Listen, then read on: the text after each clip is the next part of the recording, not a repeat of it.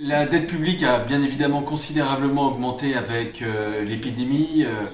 Rapportée au PIB, pour la France, elle était de 100% du PIB au début de la crise. On va terminer à 140%. Et donc la question qui est posée, c'est celle de la soutenabilité de cette dette. Alors d'abord, je voudrais dire que cette politique qui a consisté à faire augmenter la dette en soutenant massivement les entreprises, en soutenant massivement les individus, en essayant de lutter au maximum contre la pauvreté, et puis le simple jeu de ce qu'on appelle les stabilisateurs automatiques, hein, c'est-à-dire le fait que quand on a moins d'activité économique, on a moins de recettes fiscales et moins de recettes sociales, eh bien cette augmentation de dette, elle était absolument nécessaire. C'était la moins pire des politiques, parce que vous comprenez bien que si on avait commencé à être radin sur la question des finances publiques, on aurait finalement une récession encore plus importante que celle que l'on a déjà connue en 2020, et on aurait eu d'une façon ou d'une autre une augmentation de la dette aussi très, très importante. Donc cette politique, c'était la meilleure ou la moins mauvaise à mener.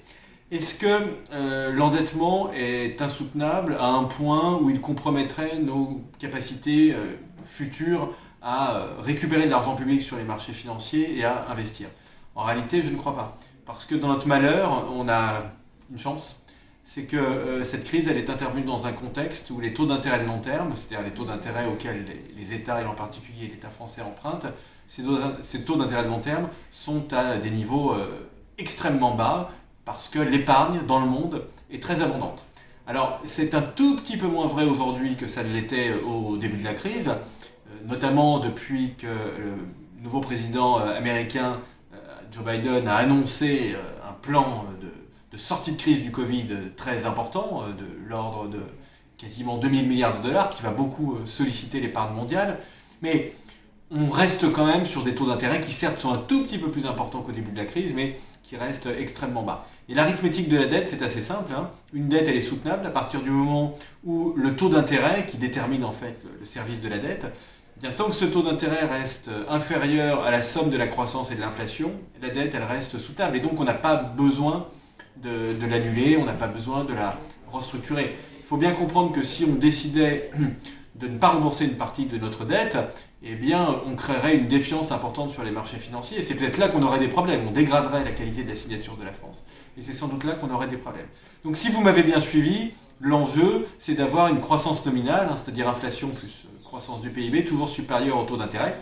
Et donc la vraie question, c'est celle de la relance, c'est celle de la croissance économique, c'est le travail, c'est l'innovation. C'est en travaillant plus et en innovant, en étant toujours plus inventif, en ayant une attractivité plus importante en France. C'est à ces conditions qu'on réussira à rendre la dette soutenable.